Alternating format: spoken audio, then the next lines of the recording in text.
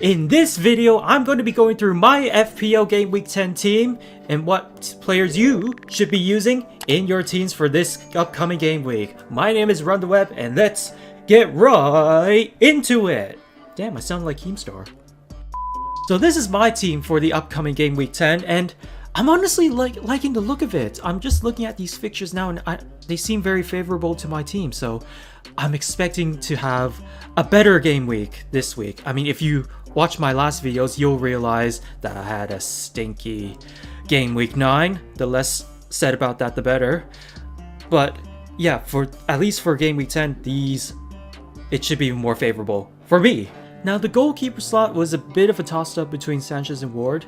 I've got Sanchez in for now because at the time of recording, Spurs have just drawn a hapless draw to Eintracht Frankfurt and didn't look good at all in an attacking sense. So I feel like there is a good chance of Sanchez keeping a clean sheet. You know, the new manager, De Zerbi, is at home for the first time, so I feel like there'll be a good atmosphere and his team is going to perform. His team's going to perform.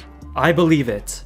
João Cancelo, I'm expecting at least 6 points from him. You know, Southampton at home seems very favorable, and honestly, I'm not liking the Southampton attackers, so should be at least 6 points over here. Delo, I know he just conceded 6 to Man City, but it's Man City and not Erling Haaland, so I feel like he should be doing better against Neo Mope. Everton could score, but I don't see it as likely as going against Erling Haaland. My goodness. And Trippier, he's just a boss. You know, he always gets points. Ever so reliable. Obviously stays in. Cucurella just recovered from illness. I expect him to start again. And Wolves have just sacked their manager, and at the time of recording, have not appointed a new manager yet. So it should be good. A good game for Cucurella, Stamford Bridge, obviously. So should be, yeah. And Chelsea are looking better. They just beat AC Milan 3-0. So looking good for Chelsea. Martinelli, you know, it's a bit of a tussle against Liverpool, but you know, I just feel like Liverpool just look helpless. And at the Emirates, I feel like Martinelli could potentially do something. I mean, it's definitely plausible, that's for sure. Maddison, absolute G. Last week, saved my bacon for my team last week. You know, I'm expecting more great things against Bournemouth, even though I feel like Bournemouth have been a bit better since sacking Scott Parker. So, but anyways, I still feel Maddison is going to continue to be brilliant. Salah, I need to get rid of this guy.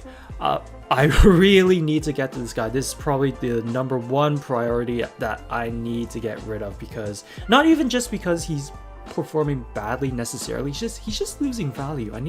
I just need players that will rise in value, not depreciate in value. But you know, I was considering taking a -4, but honestly, I just don't feel like it's really that necessary, or it's not really worth taking a -4 hit for this week, getting rid of this guy, because the other options are like De Bruyne, who's brilliant, but he's blanking on game week 12, so I'm planning for that.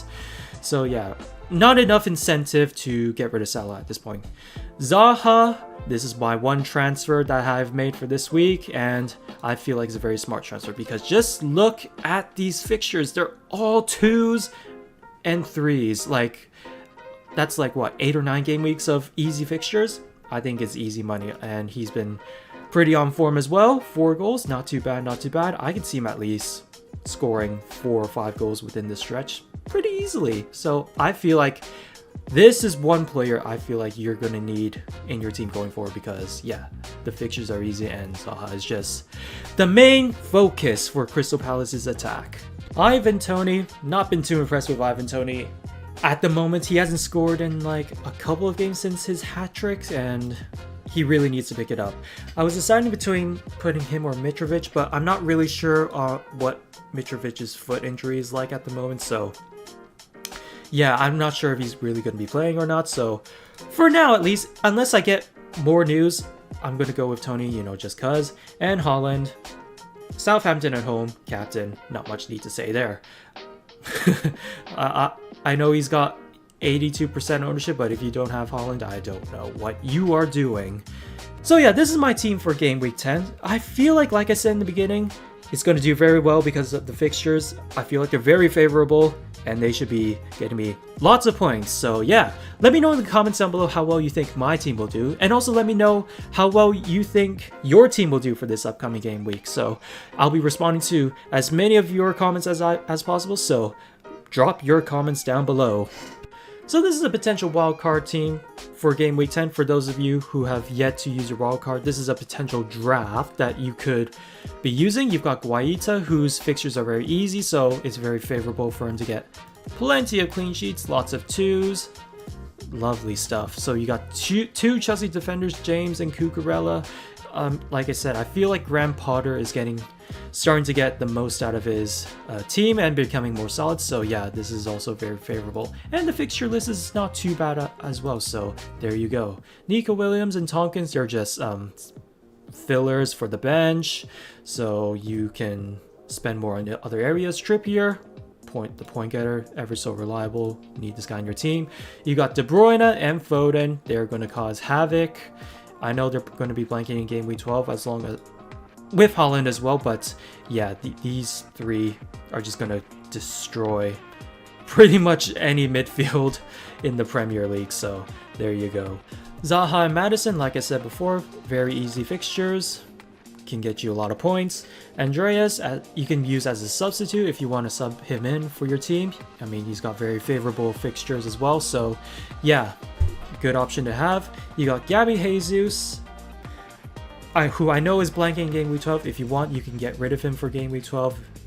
Get another player in, like, I don't know, like Ivan Toney, Firmino even, if you believe he's going to score, or if you have the money, you could get Harry Kane as well. Solanke, just another filler, but he's got easy fixtures, so could be a smart option. I mean, 1.3 ownership, 1.3% ownership, you know, he could be a difference maker for you. And Haaland is just Haaland. You gotta have him in your team. Like, there's no, if you don't have Haaland, I don't know what you're doing. But yeah, I mean, you can also get Jared Bowen as well. He's just scored, got off the mark, so he could be starting to fire and get some goals and assists in. So he's one to look out for. But I was trying to get him into this team, but I just didn't have the money for it. But so there you go. Maybe if you want to swap for Zaha or Maddison or even Foden, like, you could, Jared Bowen can definitely be an alternative and low percentage of ownership. So if he fires, you're going up the game week ranks. So